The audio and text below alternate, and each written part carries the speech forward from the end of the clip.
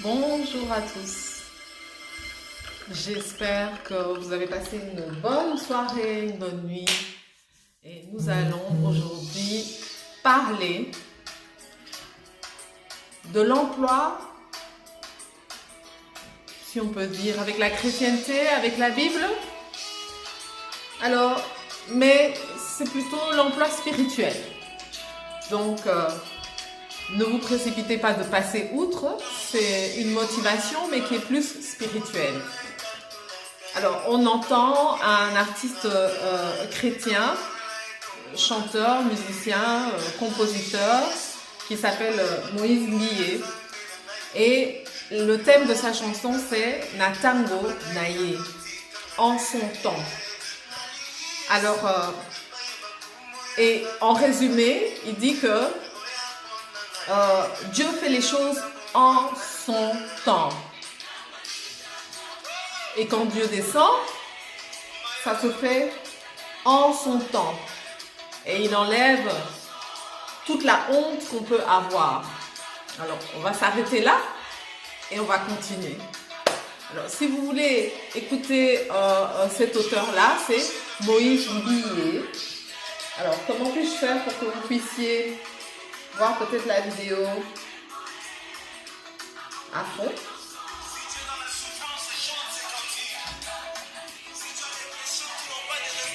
Ah, est-ce que vous voyez?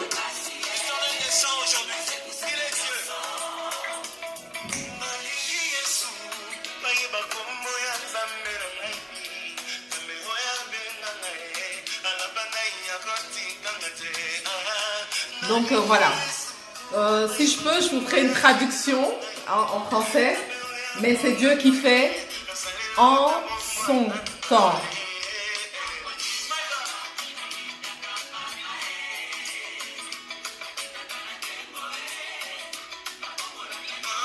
Il change tout. Lorsqu'il descend à l'église, lorsqu'il vous aide, il fait en son temps. Ok. Alors, qu'est-ce que je voudrais que vous puissiez comprendre par là?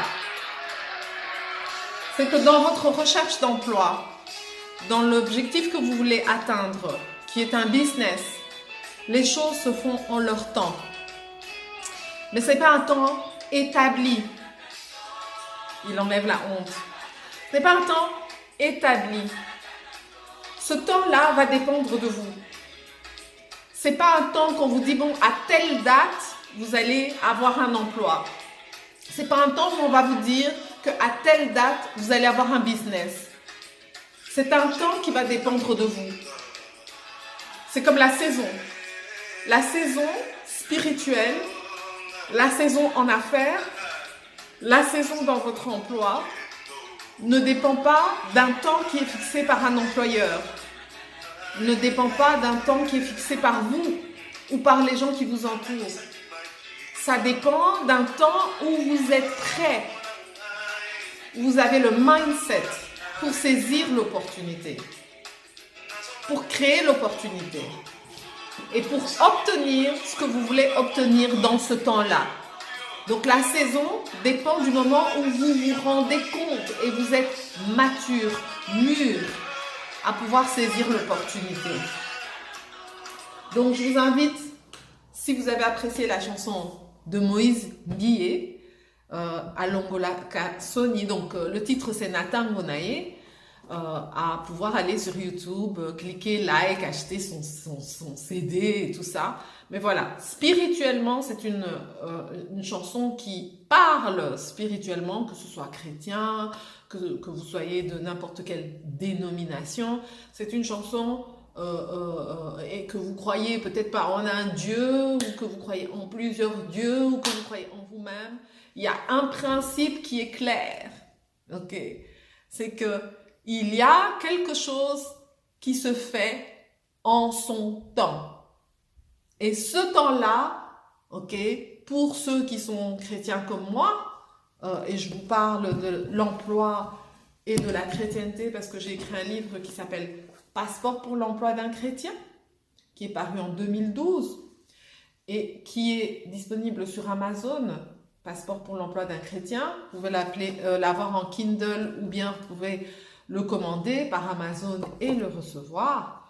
Et si vous voulez l'obtenir autrement, je suis en train de m'organiser pour que autrement vous puissiez l'obtenir et je vous en parlerai bientôt.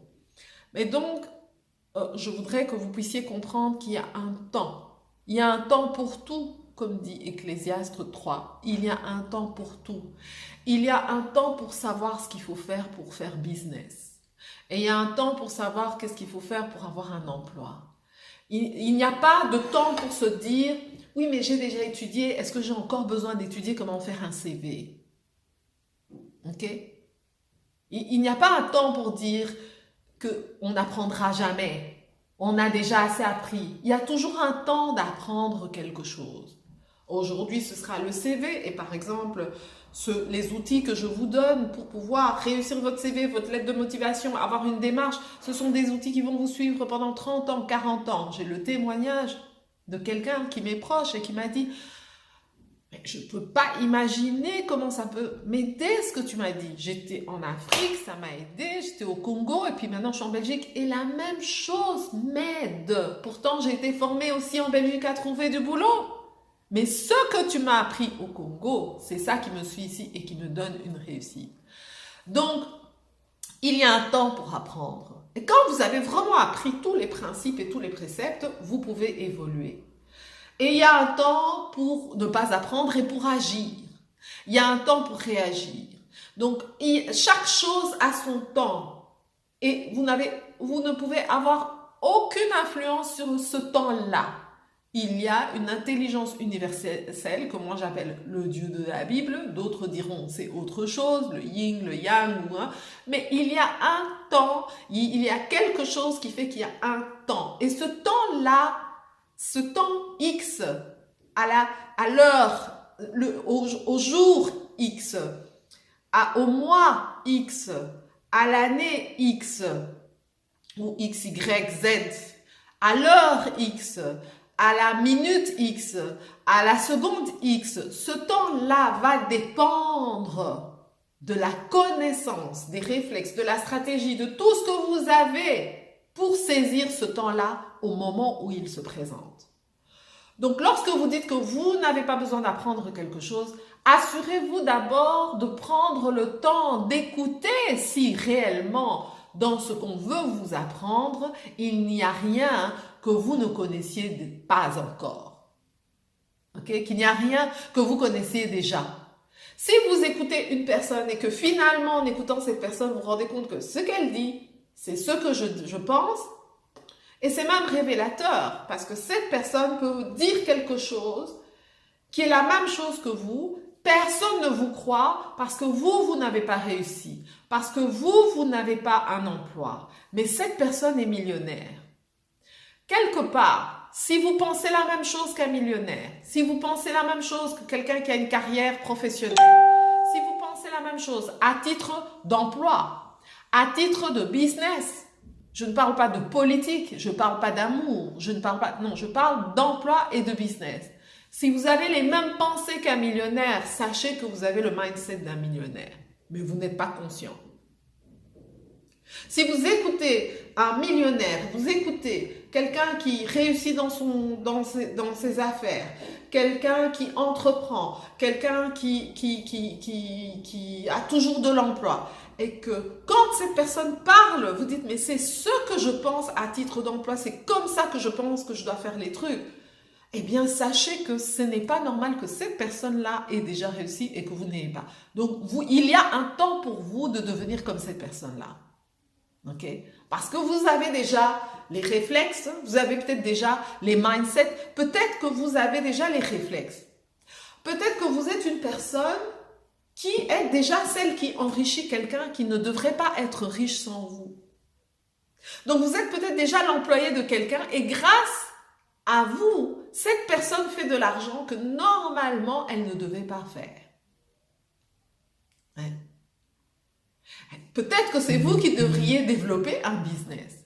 Si vous n'êtes pas assez payé, si vous n'êtes pas bien traité, si vous n'êtes Mais vous avez peut-être un manque d'estime de vous qui fait que le temps que celui que moi j'appelle Dieu a réservé pour que vous puissiez devenir plus riche, plus à l'aise dans votre emploi, pouvoir prouver votre expertise par une promotion, ce temps-là de la promotion n'arrive pas. Parce qu'en fait, vous ne prenez pas conscience que vous avez des opportunités à saisir et vous n'avez pas les outils pour saisir ces opportunités. Il y a un temps pour tout.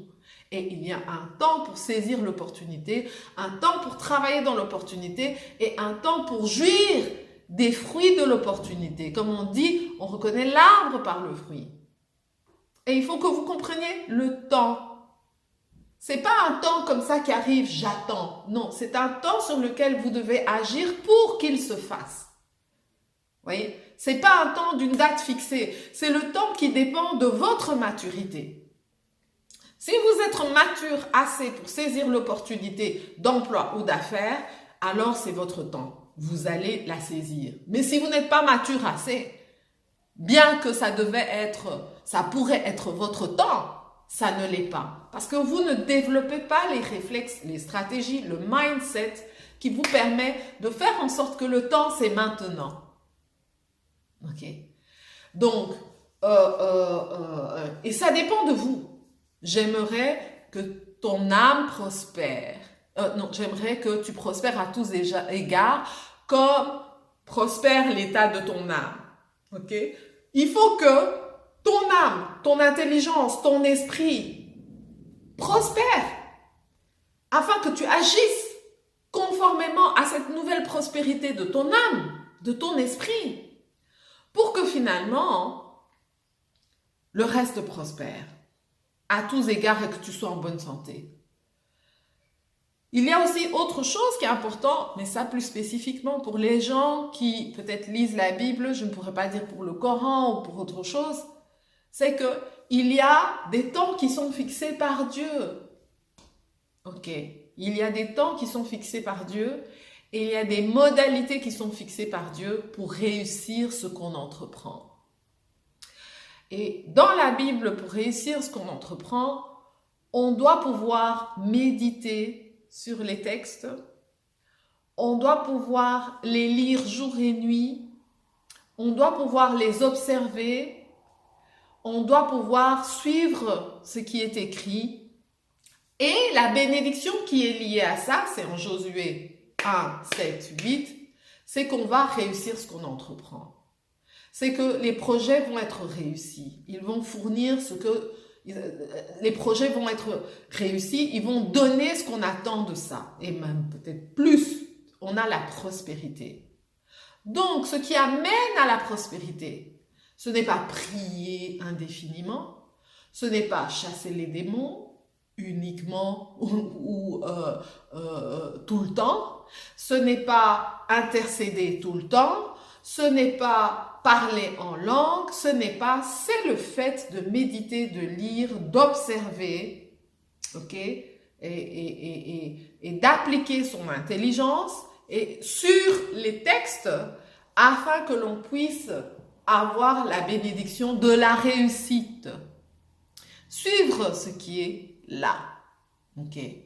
Et notamment, par exemple, il y a des rendez-vous, Dieu a un calendrier bien spécifique, il a des temps qu'il a fixés, ok? Et par exemple, là, pour le Nouvel An, tout le monde a fêté Nouvel An, c'est très bien. Nous passons dans une nouvelle année administrative consulaire, administrative comptable, administrative temporelle, séculière dans le calendrier universel, mais nous avons plein d'autres calendriers, chinois,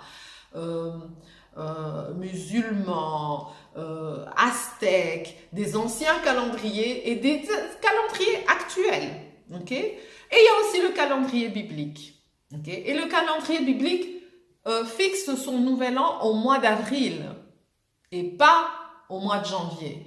Donc, vous avez janvier, février, mars, ok, pour vous préparer au nouvel an biblique et à récolter les bénédictions qui sont liées au nouvel an biblique. Ok. Donc, vous avez Lévitique 23, 5 qui vous en parle.